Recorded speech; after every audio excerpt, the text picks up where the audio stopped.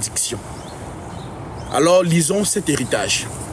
Nous venons dans Romains, chapitre 8.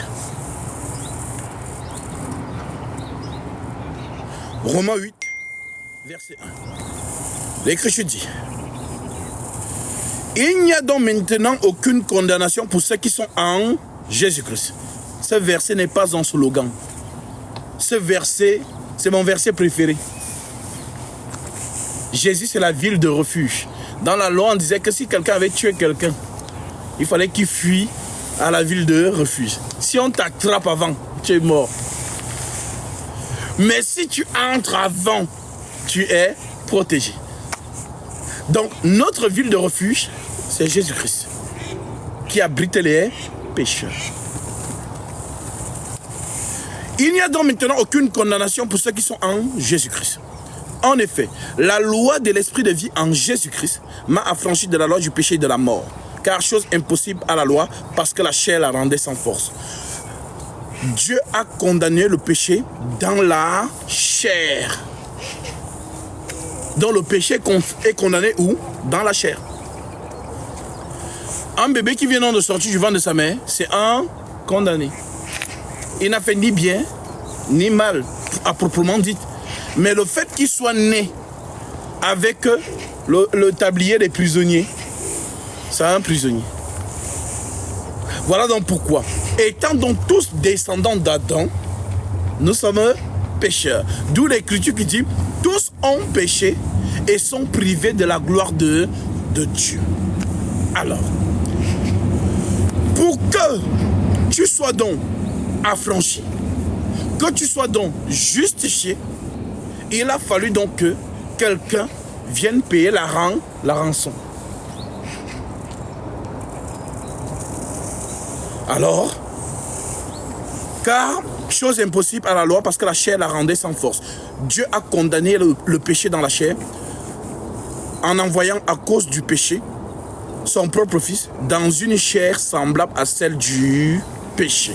Donc Jésus a porté le même corps que toi, sauf que son corps n'était pas adamique. Puisque si son corps est adamique, ben il est dans notre catégorie. Un pécheur ne peut pas sauver les autres. Comment toi tu es prisonnier, tu veux me libérer? On est en prison ensemble. Donc il faut nécessairement celui qui est libre pour venir nous libérer. Voilà pourquoi on dit: il a envoyé à cause du péché son propre fils dans une chair semblable à celle du péché. Alors pourquoi elle est semblable? Voilà bon, pourquoi on dit que Marie, c'est une descendante d'Adam. Joseph, un descendant d'Adam. David, ainsi de suite. Comment donc le Tout-Puissant peut donc descendre du péché? C'est pas possible. Voilà donc pourquoi il ne vient donc pas d'Adam, mais il vient de l'esprit.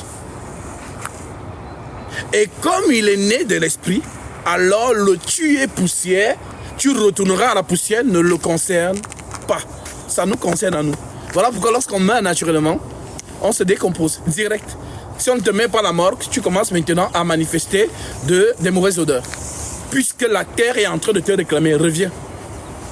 Mais lui, lorsqu'il est mort, il ne s'est pas décomposé. Car la prophétie disait: tu ne permettras pas que ton sang voie la corruption.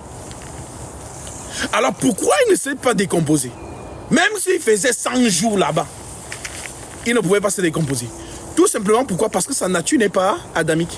Il n'est pas de la terre. Il est de l'esprit. Alors tu es esprit, tu retournes à l'esprit.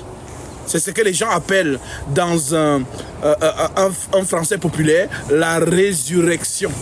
Mais ceux qui ont la connaissance ont compris qu'en fait, il nous a vraiment tout dit avec Jonas. Comme le poisson. Comme Jonas fit 3 jours et 3 nuits dans le ventre du poisson, ainsi le Fils de l'homme fera 3 jours et 3 nuits dans le sein de la terre. Mais qu'est-ce qui s'est passé avec Jonas et le poisson?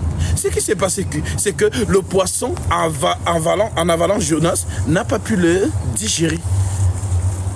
Et si ton organisme n'arrive pas à digérer quelque chose, il va rejeter cela. Donc, lui donc venant, et la terre qui l'engloutit, la terre n'a pas pu le retenir.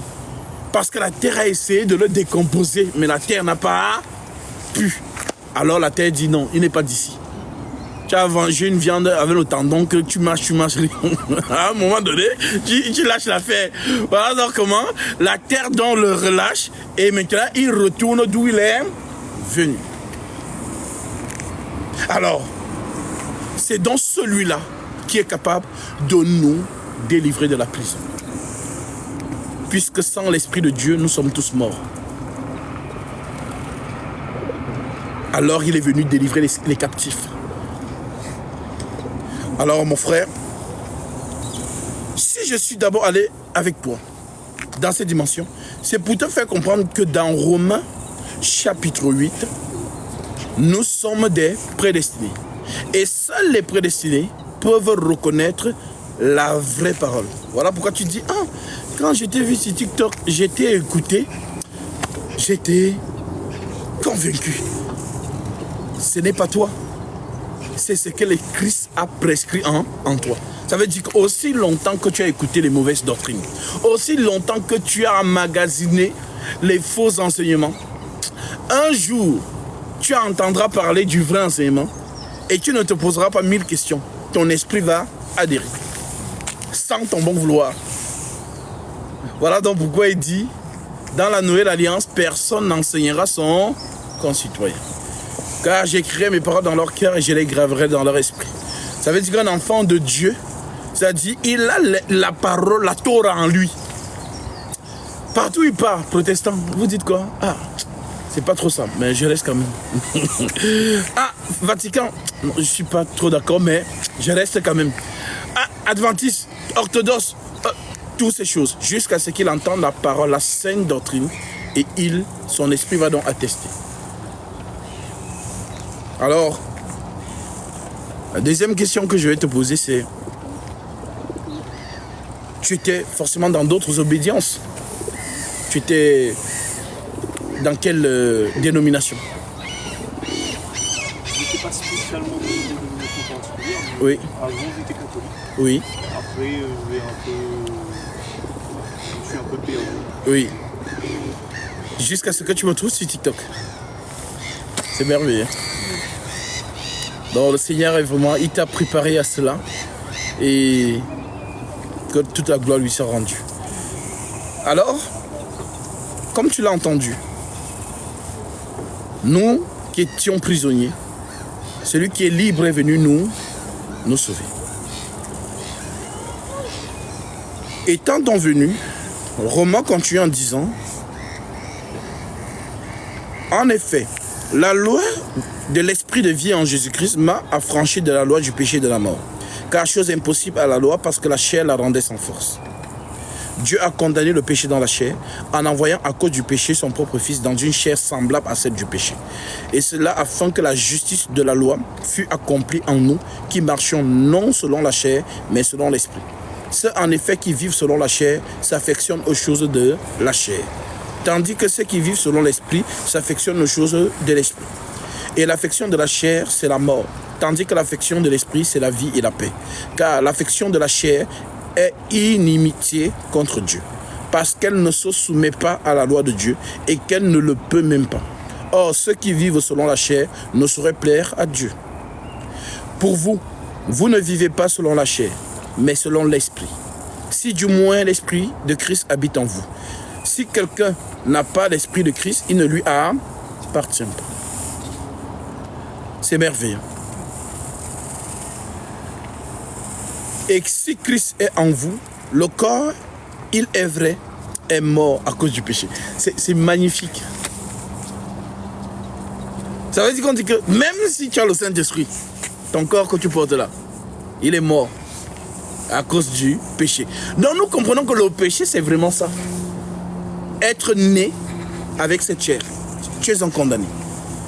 Donc pour que tu sois libéré, il faut donc que Christ te justifie. Et si Christ est en vous, le corps, il est vrai, est mort à cause du péché. Mais l'esprit est vie à cause de la justice. La justice, c'est quoi? C'est la parole de Dieu. Et si l'esprit de celui qui a ressuscité Jésus d'entre les morts habite en vous, celui qui a ressuscité Christ d'entre les morts rendra aussi la vie à vos corps mortels par son esprit qui habite en vous. Ainsi donc, frères, nous ne sommes point redevables à la chair pour vivre selon la chair. Si vous vivez selon la chair, vous mourrez. Mais si par l'esprit vous faites mourir les actions du corps, vous vivrez. Car tous ceux qui sont conduits par l'Esprit de Dieu sont fils de Dieu. Et vous n'avez point reçu un esprit de servitude pour être encore dans la crainte. Mais vous avez reçu l'esprit d'adoption par lequel nous crions Abba Père. L'Esprit lui-même rend témoignage à notre esprit que nous sommes enfants de Dieu. Or, si nous sommes enfants, nous sommes aussi héritiers. Héritiers de Dieu et co-héritiers de Christ. Si toutefois nous souffrons avec lui, afin d'être glorifiés avec lui, j'estime que les souffrances du temps présent ne sauraient être comparées à la gloire à venir, qui sera révélée pour nous. Aussi la création attend-elle avec un ardent désir la révélation des fils de Dieu. Donc, même la terre va voir les élus sont où. Pour l'instant, la terre ne voit pas. Mais elle verra le jour où on va revêtir les corps de lumière. Donc c'était lui là. Donc, parce que c'est merveilleux. C'est-à-dire que le Seigneur a ses enfants sur la terre. Comme je le dis souvent, nous les disciples vivants, nous sommes l'église vivante de Dieu. Les Paul, les Pierre, les Jean, les Jacques, les Marie de Magdala, tous les saints qui sont passés sont actuellement en train de dormir. Mais nous sommes vivants. Ça veut dire que Paul a fait son travail. Et oui, il peut s'exclamer. J'ai combattu le bon combat. J'ai achevé ma course. J'ai gardé la foi. Maintenant, la couronne de justice m'est réservée. Alors, si je dis donc que je suis disciple de Christ étant vivant, ça veut dire que l'Église vit par moi. Alors, je ne peux pas être spectateur et spectatrice. C'est moi qui fais vivre l'Église. Je suis une pierre vivante. Je ne suis pas une pierre morte. Parce qu'il y a, les gens se disent ils sont chrétiens, mais non. Et ils vaguent dans la vie. C'est-à-dire la vie, voyage, ma femme, mes enfants, mon travail, voilà, c'est ça ma vie. Pourtant, si vraiment tu es membre du corps de Christ, alors tu es zélé par cet esprit. Ça veut dire que quand tu vis, tu te dis que mais qu'est-ce que je dois accomplir encore aujourd'hui? Ça veut dire que tu vis pour Christ. Tu es morte lorsque tu es passé par les eaux du baptême. Voilà donc l'écriture qui dit dans Galates 2, ce n'est plus moi qui vis, c'est Christ qui vit en moi. Alors si Christ vit vraiment en moi, je suis comme Jean-Baptiste. Quand la société me regarde, on me voit comme un fou. Que lui, toujours habillé en peau de chameau. Lui, il est toujours en train de bavader. Mais nous, on est dans une vie de premier ordre. Voilà, j'ai tel nombre de comptes, voilà, j'ai tel nombre d'entreprises, j'ai des beaux enfants, ma belle femme et tout. La vie de la terre. Voilà pourquoi Jésus dit, celui qui voudra garder sa vie, la perdra. Dans d'autres versions, celui qui aimera sa vie, la perdra. Mais celui qui la perdra à cause de moi et de la bonne nouvelle, la retrouvera. Donc, tout disciple de Christ étant encore vivant sur la terre, nous vivons pour la vocation céleste. Nous ne sommes pas spectateurs et spectatrices. Que non, ce sont les autres qui vont faire. Alors toi, est-ce que l'Esprit Saint est vraiment en toi pour porter le fruit? Car l'Écriture dit la bonne terre est celle qui entend la parole et qui la comprend. Elle porte du fruit. Un grand en donne 100, l'autre 60, l'autre 30. Matthieu 7, verset 23. Matthieu 13, verset 23. Donc, voilà donc pourquoi, étant membre du corps de Christ, vivant, parce que c'est nous qu'on appelle les pierres vivantes. L'église n'est pas un bâtiment, un bel édifice bien construit, avec des piliers romains, avec du marbre et tout. Non, c'est pourquoi j'aime cet adage de Rome, qui déclare, le cœur de Rome ne se trouve pas dans le marbre du Sénat, mais plutôt dans le sable du Colisée. Ça veut dire quoi? Ça veut dire que le Seigneur prend les choses viles du monde pour confondre les grandes. Quand tu me regardes, on met le pape à côté de moi. On me met à côté du pape. On te dit qui est homme de Dieu. Tu vas dire, c'est le pape. Parce qu'il est vêtu de pourpre et d'écarlate. Il ne boit que sur la coupe en or avec du diamant. Et lorsqu'il se déplace, il y a un cortège. Tu as vu l'avion du pape dans les airs. Il y a les chasseurs tout autour. Le cortège. Moi, quand je prends le bus, qui me regarde? Donc, pour l'homme, non, c'est pas lui. C'est ça Jésus-Christ. Il prend les choses viles. C'est-à-dire, là, on ne peut même pas s'imaginer qu'il est là-bas. C'est donc là-bas qu'il est. Là où les gens pensent qu'il y a le cadre et tout machin, il n'est jamais là. Et j'ai aimé lorsqu'il a dit, à la foule qu'il écoutait, la foule parlait de Élie. Jésus leur a dit, mais Élie est déjà venu. Mais on ne l'a pas reconnu. Et je suis sûr que si on était là, on aurait dit, comment ça? Élie est déjà venu. Mais lui, c'est lui qui était dans le désert là-bas, qui mangeait les sauterelles, qui bavardait. Oh, répandez-vous et tout, c'était lui. Mais comme il n'était pas dans un cadre, comment dirais-je, d'envergure, de classe et tout, on l'a minimisé. Mais c'était Élie.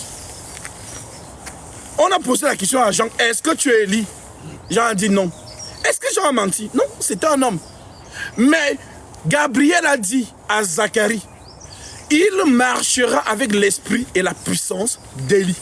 Donc quand Jésus arrive, donc, il a dit, mais Élie est déjà venu. Donc, qui te dit que je ne suis pas le Noé de ton temps? Qui te dit? Parce que les gens, quand ils lisent, vraiment, les gens sont bêtes. Si moi j'étais au temps de Noé, j'allais courir dans l'âge. Mais on dit, il n'y a rien de nouveau sous le soleil. Ce qui a été, c'est ce qui est et c'est ce qui sera. Ça veut dire que tu es en train de vivre ce que Noé a vécu en son temps. Je suis le Noé de ton temps. Mais est-ce que tu as le discernement pour le voir et le reconnaître? Est-ce que tu as ça? Oh, alors tu campes dans les apparences. Il est jeune.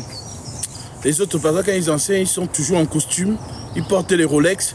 Ils sont dans les belles salles, les grandes salles. Vraiment, on sent l'onction. Mais là, non. Alors, vraiment, mon frère, c'est le pourquoi je suis vraiment souvent choqué. Et souvent édifié quand je vois quelqu'un se déplacer pour venir prendre le baptême. Parce que je sais que l'évangile que je prêche n'est pas accessible aux hommes. Donc quand je vois quelqu'un qui dit Amen, je suis curieux, je dis, mais comment il dit Amen? Ça veut dire qu'il a compris ce que je suis en train de dire. Et c'est comme ça que le Seigneur appelle tous ses enfants. Alors mon frère, étant donc prisonnier, le libre est venu.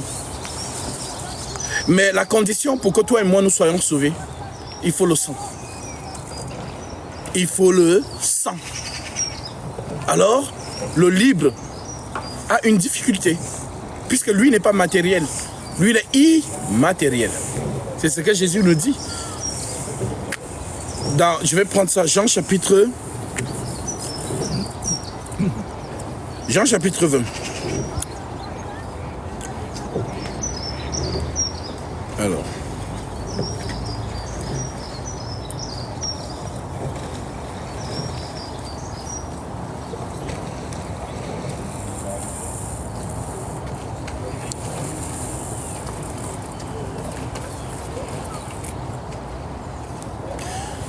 Prenons plutôt Luc 24, verset 39.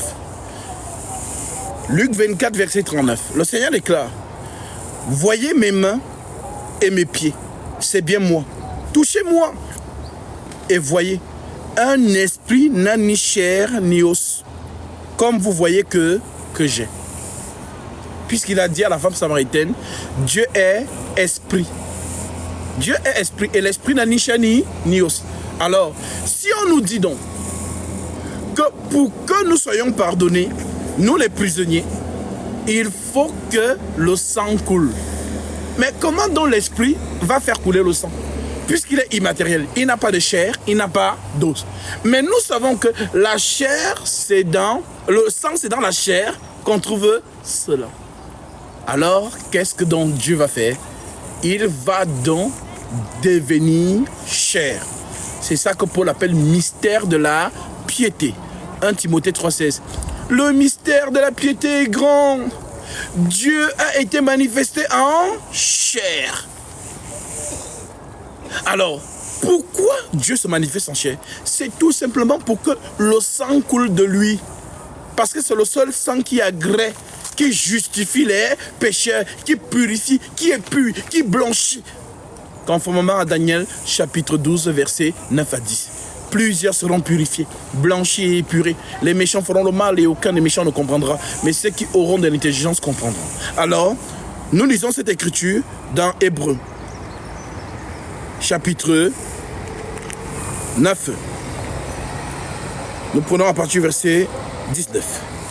L'écriture dit: Moïse, après avoir prononcé devant tout le peuple tous les commandements de la loi, prit le sang des veaux et des boucs avec l'eau et la laine écarlate et de l'hysope, et il fit l'aspersion sur le livre même et sur tout le peuple, en disant: Ceci est le sang de l'alliance que Dieu a ordonné pour vous. Donc nous voyons ici que ce que Jésus lui l'a fait avec son corps, Moïse le fait avec le sang des boucs.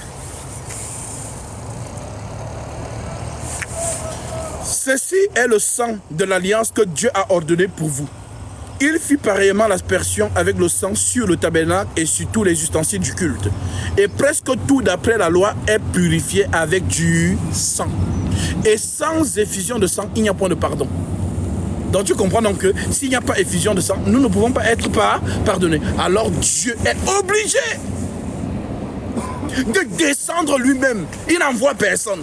Parce qu'il y a un seul immortel, qu'un seul. Il n'y a qu'un seul immortel. C'est lui qu'on appelle la vie. Donc les gens qui pensent que, oh non, Dieu, c'est un papa, il a un fils, il a envoyé son fils que bon, va sauver les hommes. Voilà, tu me racontes un peu tout ce qui va se passer là-bas. Non.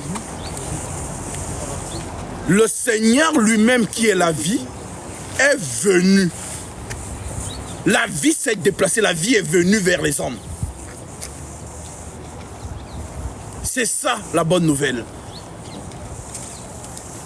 Donc, cette vie donc, descendant du ciel, il s'exclame donc en disant: Je suis la résurrection et la vie.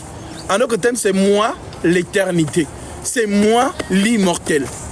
Alors l'immortel fait donc couler le sang. Ce sang qui te purifie donc. Alors, c'est ce que Paul appelle donc la grâce. Jésus à la croix, c'est la grâce. Alors Paul nous dit: vous êtes sauvés par la grâce, mais par le moyen de la foi. Et cela ne vient pas de vous, c'est un don de Dieu. Alors, la foi donc pour l'avoir, comment on fait?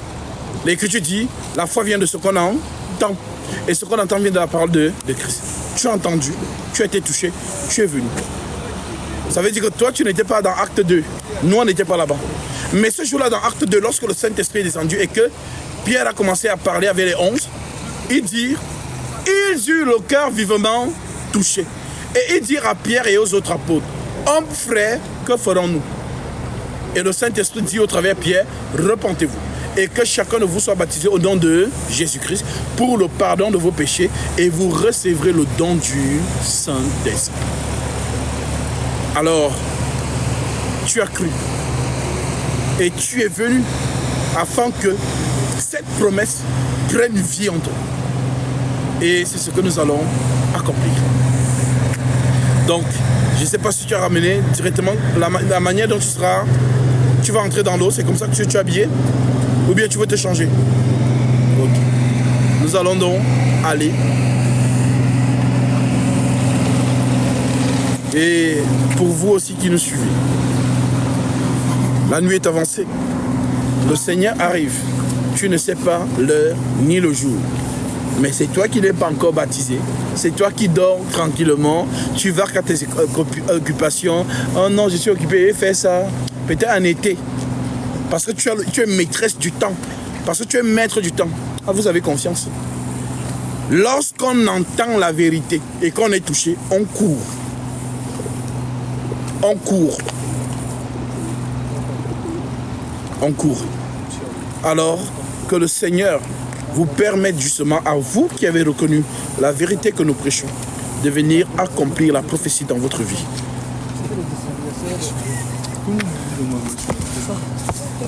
Donc, on va... Ça a vraiment inondé. Hein. Ouais.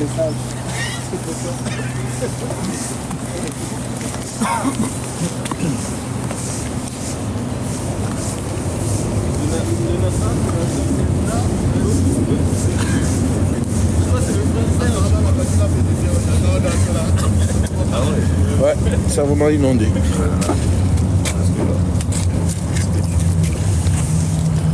Attends, je vais voir comment ça donne ici.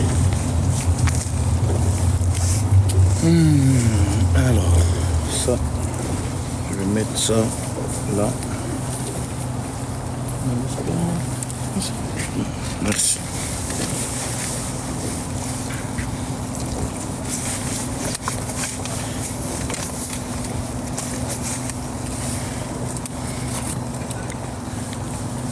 Donc c'est le moment où vraiment tu dois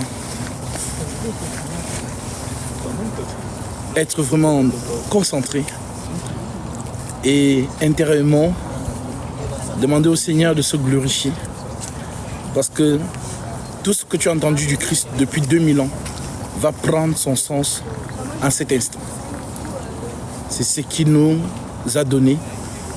Il nous a dit, à nous qu'il a donné le don ministériel de la parole, ceux à qui vous pardonnerez les péchés, ils leur seront pardonnés. Ceux à qui vous les retiendrez, ils leur seront retenus. Alors, est-ce que nous avons vu Pierre ou Jacques ou Paul marcher dans les rues de Jérusalem et dire « Tes péchés sont pardonnés. Toi, tes péchés sont pardonnés. Toi, tes péchés sont pardonnés. » Non. Mais comment ils exécutaient cette écriture du Christ? C'est lorsque nous prêchons la parole et que vous êtes touchés et que vous venez donc auprès de nous pour pouvoir justement faire pardonner vos péchés dans les eaux du baptême. Voilà, parce que l'écriture déclare encore « Repentez-vous et que chacun de vous soit baptisé au nom de Jésus-Christ pour le pardon de vos péchés et vous recevrez le don du Saint-Esprit. » Donc, nous sommes ici à la deuxième étape de ton processus de naissance. Tu as cru, maintenant tu viens prendre le baptême d'eau pour le pardon de tes péchés. Et la troisième étape, c'est recevoir le Saint-Esprit. Il se peut que le Seigneur te le donne en sortant des eaux. Il se peut que le Seigneur te le donne après, tout au long de ta marche. Voilà pourquoi celui qui n'a pas encore reçu le Saint-Esprit, on dit qu'il prie et qu'il le demande. Conformément à la parole du Maître. Vous qui êtes méchants et qui savez donner de bonnes choses à vos enfants, à combien plus forte raison le Père Céleste ne donnerait-il pas son Saint-Esprit à ceux qui le lui demandent? Ce n'est pas nous qui donnons le Saint-Esprit. C'est le Christ lui-même. Voilà pourquoi, pour certifier ça, il confond l'apôtre Pierre. Lorsqu'il arrive chez Corneille, pendant qu'il est en train de prêcher, le Saint-Esprit descend directement, sans qu'il n'impose les mains. Donc ce n'est pas l'homme qui donne le Saint-Esprit, c'est le Seigneur Jésus-Christ. Alors que le Seigneur nous accompagne dans ce moment. Je vais entrer dans les eaux, prendre autorité et je vais te faire venir. Tu vas entrer avec les chaussures ou tu vas les enlever?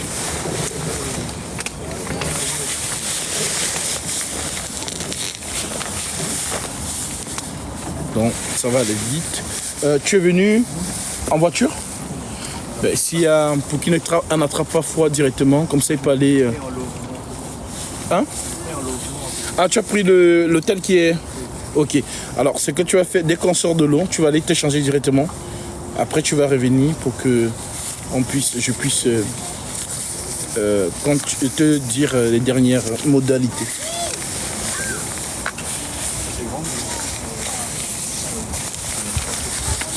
Là, c'est bien parce que comme ils viennent de loin, en général, ceux qui viennent de loin, ils prennent souvent la chambre d'hôtel qui est juste à côté.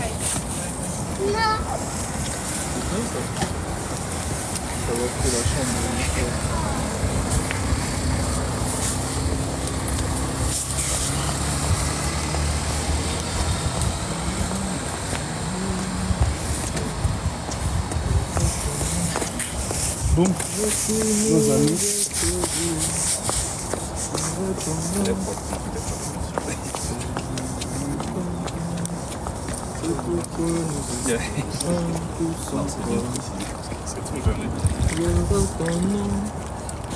Seigneur notre Dieu, gloire à ton nom, toi qui nous as sauvés, gloire à ton nom, ô Seigneur notre Père, de par toi nous espérons tous en toi. Gloire à ton nom, ô Seigneur notre Dieu, gloire à ton nom, toi qui nous aimes tant, gloire à ton nom, toi qui nous as sauvés, nous espérons tous en toi.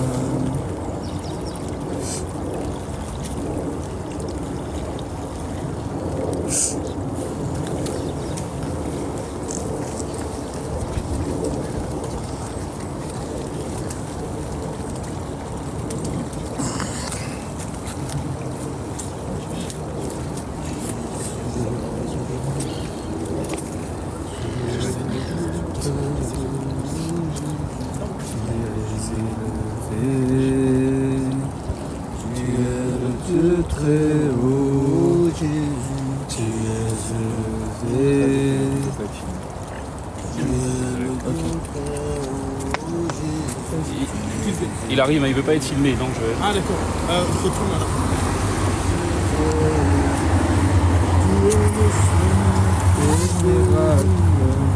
Vas-y, tu es le Seigneur des miracles, tu es le Seigneur qui sauve, tu es le Seigneur qui fortifie, c'est pour cela que nous te louons, tu es Dieu éternellement, ô Jésus, tu es élevé, Seigneur Jésus-Christ, tu es le Dieu très haut, ô Jésus, tu es élevé, ô Jésus, tu es le Dieu très haut, ô Jésus, tu es élevé, ô Jésus, tu es le Dieu très haut, ô Jésus, tu es élevé, ô Jésus, tu es le Dieu très haut, ô Jésus, tu es élevé, ô Jésus, tu es le Dieu très haut, ô Jésus, tu es élevé, Saint-Esprit, tu es le Dieu très haut, ô Jésus, tu es élevé, ô Jésus, tu es le Dieu très haut, ô Jésus, tu es élevé, Seigneur Jésus-Christ, tu es le Dieu très haut, ô Jésus, tu es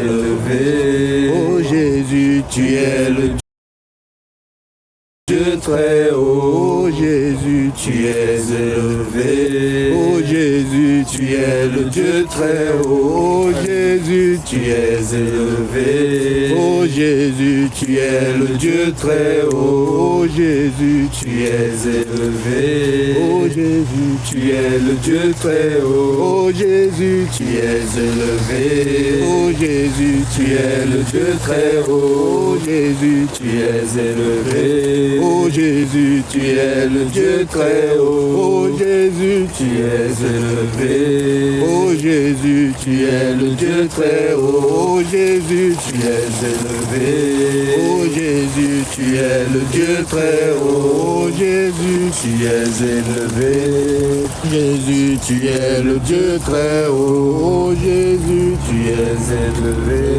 ô Jésus, tu es le Dieu très haut, ô Jésus, tu es élevé, ô Jésus, tu es le Dieu très haut, ô Jésus, tu es élevé, ô Jésus, tu es le Dieu très haut, ô Jésus, tu es élevé, ô Jésus, tu es le Dieu très haut. Tu vas aller t'échanger directement pour ne pas couper le pont.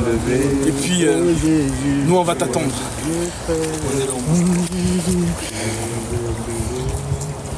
Tu peux aller, hein, je suis un peu pour parler. Ouais, ça marche. Que le Seigneur soit glorifié. Comme nous jouons souvent au jeu de la souris et du chat avec la police, nous allons aller de l'autre côté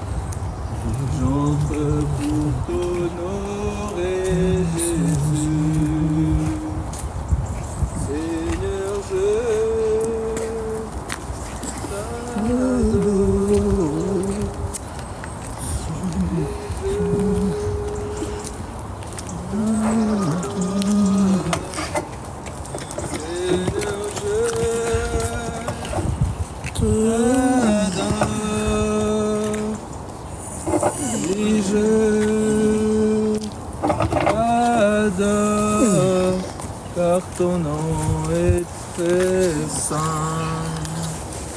Oui, très saint.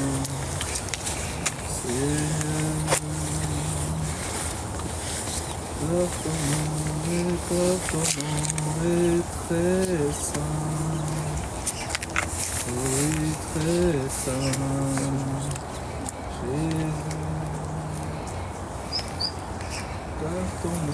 Jésus, car ton nom est très saint. Oui, très saint. Seigneur. C'est chaud de la chance là ou... Hein? C'est chaud de la chance là, toi.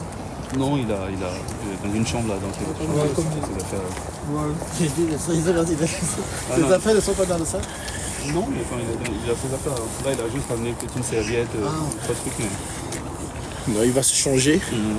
Et après, pour qu'il n'attrape pas froid, nous, c'est l'habitude.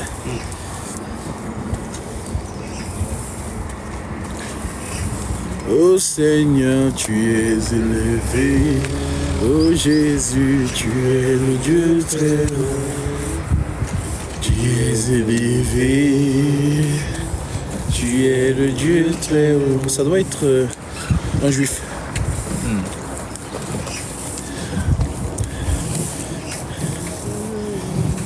Et Jésus, mon Dieu. Eh oui, la vérité touche même les enfants d'Israël. Donc, comme au temps des apôtres. Hein. Et c'est merveilleux. C'est merveilleux. Donc, vous qui n'avez pas encore été baptisés, vraiment, baptisez-vous. Et nous sommes disponibles. Demain aussi, il y a une séance de baptême. Je prends souvent le dimanche en général pour me reposer. Mais apparemment, la prédication de jeudi a touché vraiment une sœur avec sa fille. Voilà, je ne me trompe pas. Et vu qu'ils viennent de Lyon, ils m'ont dit, ah frère, il dit, ah vraiment le dimanche, je suis tellement pris toute la semaine que je prends le dimanche pour me reposer. Je dis que non frère, on veut être là. Donc demain, même heure, on sera là pour baptiser. Et toi aussi, tu dois vraiment voir comment je fais pour que lorsque tu te retrouveras dans une quelconque situation où voilà, tu annonces la parole à un frère et qui te dit comme Philippe, ben, voici de l'eau. Qu'est-ce qui empêche que je sois baptisé? En ce moment, voilà pourquoi tu dois recevoir l'imposition des mains pour pouvoir perpétuer ce que Paul a recommandé. 2 Timothée 2, verset 1. Toi donc mon enfant, fortifie-toi dans la grâce qui est en Jésus-Christ, et ce que tu as entendu de moi en présence de beaucoup de témoins, confie-le à des hommes fidèles, qui soient capables de l'enseigner aussi à d'autres. Donc la fidélité de l'enseignement, et surtout ne pas vouloir improviser. Si peut-être tu as une zone d'ombre sur quelque chose, appelle-moi. Voilà pourquoi le ministère, que ce soit de Onésime, de Timothée, vous allez remarquer qu'ils n'ont pas improvisé. Ils ont vraiment perpétué ce que Paul leur disait. C'est-à-dire, ils entendent Paul prêcher et eux, ils retransmettent la même chose. Maintenant, si le Seigneur t'inspire et que voilà, tu veux peut-être éprouver cela, tu m'écris et voilà, et puis on examine ça à la lumière des Saintes Écritures, parce qu'on est vraiment soucieux que ce que nous prêchons, que ce ne soit que de la vérité. Amen. Et que même un petit levain ne se trouve pas, parce que je lui dis un peu de levain fait lever toute la pâte. Amen. Voilà. Donc, que le Seigneur soit glorifié. Amen. Cela